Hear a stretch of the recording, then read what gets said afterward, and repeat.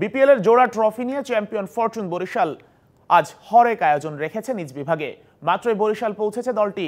দ্বিতীয়বারের মতো চ্যাম্পিয়নরা দিনব্যাপী আছে নানা আয়োজন। ইভেন্ট কভার করতে এখন বরিশালের পথে আছেন সহকর্মী শাহান পাপন। সরাসরি যোগ দিব তার সাথে। পাপন, আপনি তো বরিশালের পথে রয়েছেন, কিছুক্ষণের মধ্যে পৌঁছেও যাবেন বরিশাল। তো এখন পর্যন্ত আসলে আপনি কি জানতে পেরেছেন দিনব্যাপী আসলে বরিশালের ফ্যানদের সাথে তামিম ইকবাল, মুশফিকুর রহিমদের কি আয়োজন আছে?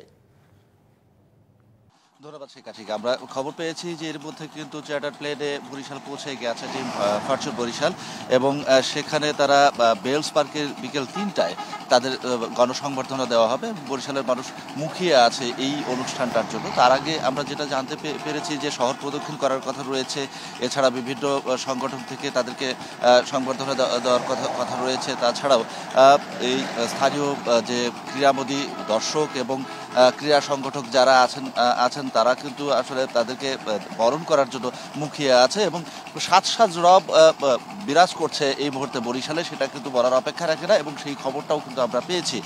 এবং ধারণা করা হচ্ছে যে বেলস পার্কে ওই অনুষ্ঠানটা হওয়ার কথা রয়েছে, সেই বেলস পার্কে আজকে কম করে হলেও ২০ থেকে ৩০ হাজার মানুষ জমায়েত হবে। কেননা আমরা খবর পেয়েছিলাম যে এর আগেই ফাইনাল থেকে শুরু করে নিয়ে ফরচুন বরিশালের যতগুলো ম্যাচ হয়েছে ঢাকা, চিটাগং এবং সিলেটে, বরিশালের বেলস পার্কে বসে কিন্তু ১০০০ থেকে ১৫,০০০-এর মতো মানুষ সেইটা বড় পর্দায় উপভোগ করেছে। সুতরাং ফরচুন বরিশালের প্রতি বরিশালবাসীর যে এই যে অকৃত্রিম ভালোবাসা এবং তাদের যে মানে ক্রীড়ার প্রতি, ক্রিকেটের প্রতি ভালোবাসা, সেটা কিন্তু তারা প্রদর্শন করেই আসছে, এবং তার মাঝে আরও একবার যুক্ত হয়েছে যে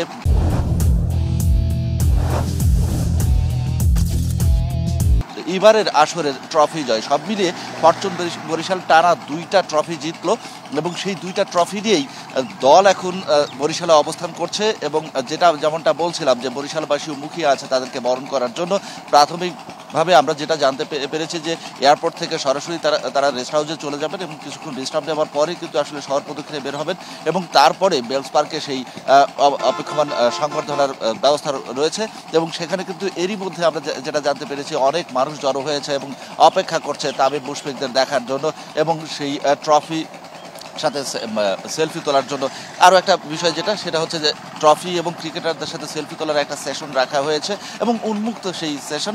এবং ফরচুন বরিশালের পক্ষ থেকে যে অনুরোধটা করা হয়েছে যে দর্শকরা কোনো প্রকার অসহিষ্ণুতার পরিচয় না দিয়ে আসলে তাদের হিরোদের তারা বরণ করে নেবেন, এবং তাদের যাতে কোনো প্রকার কোনো সমস্যার সৃষ্টি না হয় কিংবা কোনো অসুবিধার সৃষ্টি না হয়, সেই কাজটা নিশ্চয়ই বরিশালবাসী দেখাবেন।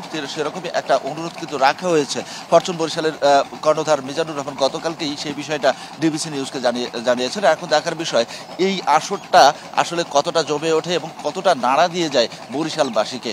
শেখাশিক। ধন্যবাদ শাহান পাপন।